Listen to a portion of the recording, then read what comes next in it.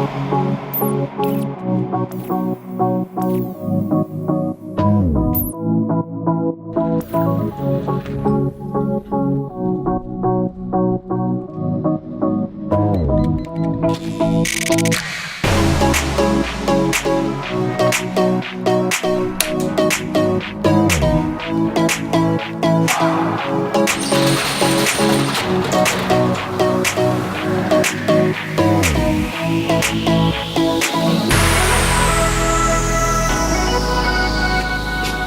it is another beautiful summer morning in Manchester, and it's the perfect day to do something creative.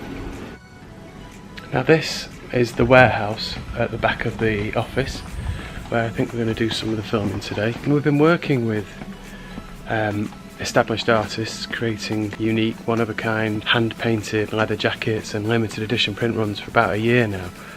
And it's been going really well. We've got some incredible pieces of work. I think one of the things we've realised is that while I've been working with the artists and trying to communicate and share things on social media and through our blog and things, is that we've been a little bit cloak and dagger. We've kept our cards a little bit too close to our chest, and we haven't really revealed to everybody exactly what's been going on. And I think that it's about time that we start to do that now and start to share more of what we're actually doing and show you some of the pieces that we're working on and some of the artists that we're working with. And that's what Joe's coming to do today. He's coming up from Birmingham to create a piece of art on the back of a leather jacket, and we're going to turn it into a promo video to start getting things out to show you exactly what's going on. Go and have a look around.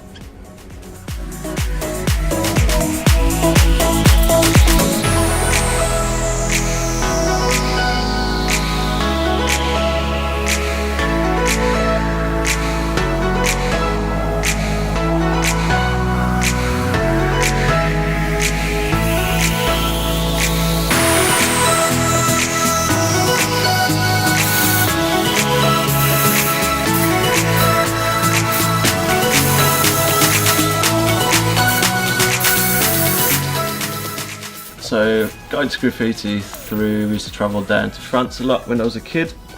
So all the motorways and all the roads and everything there are completely covered, or they used to be anyway. I think they've cleaned it all up there.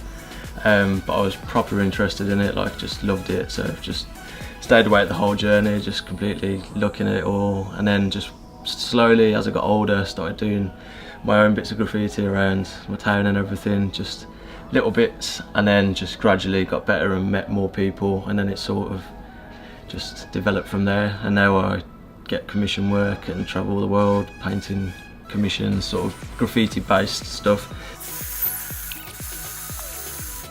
We just used to go out and mess about and go and acquire paint from shops, and because we weren't old enough to buy it, we went and got it from our parents and like garages and the odd hardware store and stuff like that. So just sort of, yeah, never thought for 1 second to be able to make a living out of it. People used to ask me just to do like a bit of commission work, like canvases and kids' bedrooms and stuff like that, and then through word of mouth, through doing bedrooms and that, you get to know people, and then it's sort of, so it's just sort of snowballed from doing little jobs and now do massive jobs, so it's quite cool.